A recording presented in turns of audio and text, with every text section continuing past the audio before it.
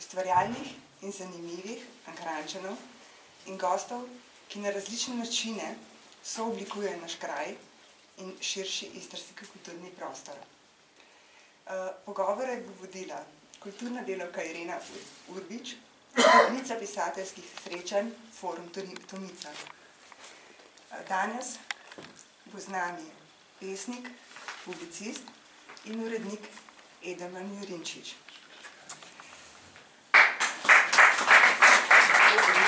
Za začetek, za najbolj žlahten začetek, kot pesnik, tudi pisatelj, urednik, tudi politik, javni delavec in eden od istrskih stebrov v našem širšem okolju, Edelman Jurinčič. Edelman je kot mulc, rojen v Borštu, obiskoval osnovno šolo v Marezigah. To so bila pozna 60-ta, ko se je v tisti šoli zgodilo nekaj nenavadnega, pravi fenomen. Naj spomnim, slovenščino je tedaj na tisti majhni vaški osnovni šoli učil Marjan Tomšič. Angleščino je učil Tomaž Šalamun. Likovno vzgojo je učil akademski slikar Janez Matelič.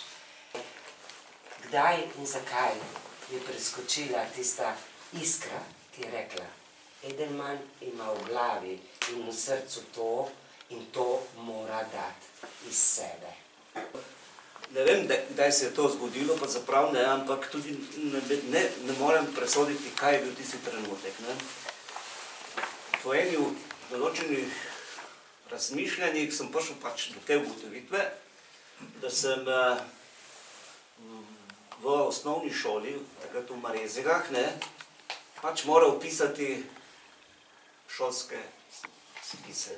Bi lahko jaz napisal kaj drugega, ne? Je rekel, kaj?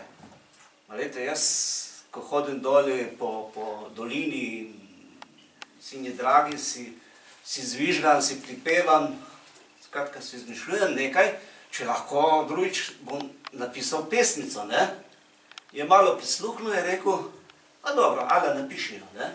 Seveda si objavljal v osnovnošolskem glasilu, potem v Mladih potih, to je bila priloga tedanjega časopisa oziroma revije Mladina, v Kapljah idrijskih, v reviji Obala, v Prostoru in času, to je bila ena tudi. Prvo, kar sem poslal v tovariško glasilo, takrat v Stavbeniku. Se celo spomnim pesem, ki sem napisal Kosec, ne? Potem pride do prve resnejše objave, to je tale pesniški list. Kako je do tega prišlo? To je zgodba zase, ne? Jaz pač sem moral po poklicni šoli takoj v vojsko, ne? Verjetno sem bil niti star 20 let in me pošljajo na srečo v Bovec. In v Bovcu jaz dobim nekega dne sporočilo od Markota Kravosa iz Trsta, da v Trstu izhajajo ti pesniški listi in da naj pripravim tistih 20 pesmi, ker bodo potem izdali pesniški list 7. Naslov pesmi je Spomin. Mati moja, ta krik. Prinesli so ga, roka je ostala. Sonce peče, samo peče. Kri. Ama doli je kosil, doli je kosa. Kri. Ta je doli in tu. Mati križena Božja, ti kriki. Takrat si me spomin. In velikokrat so te že vprašali, pa te bom tudi jaz danes. Edelman, tvoj jezik, tvoj materni jezik je boštaransko narečje. In vendar, tvoj pesniški izraz je v knjižnem jeziku. Lahko pojasniš? Te pesmi je na Vardo so prikričale šoje. Prišli so nenadoma, preko noči, ne da bi vedel. Na Kortini so se pobili voli, Tonin je klical ljudi in ti so tekli tja. O, mati Božja, so jeknile ženske.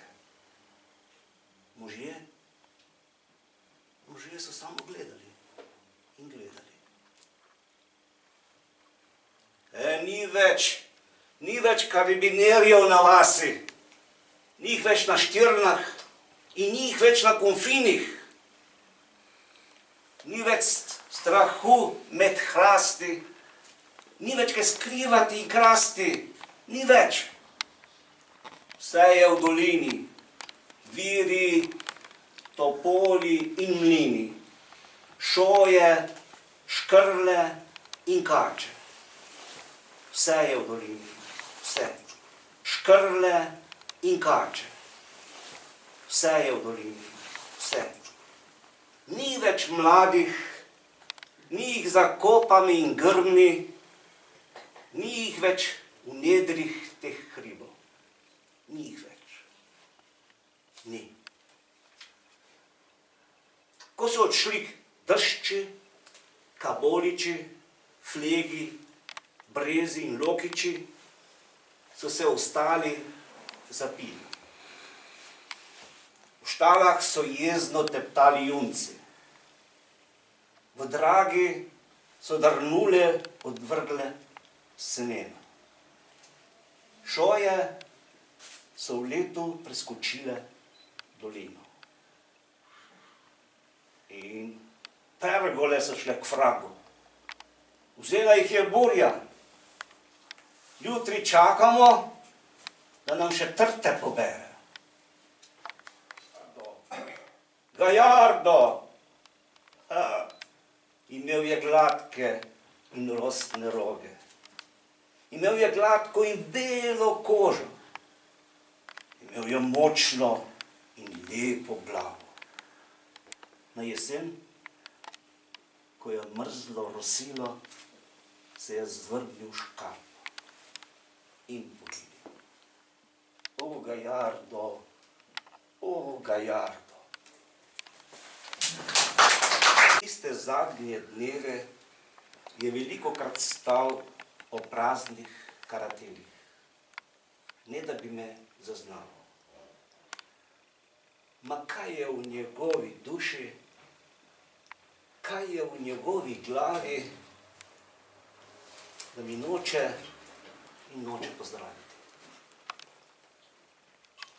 Tiste zadnje dneve je večkrat stopil na Štirne in dvignil ptice iz gnezd.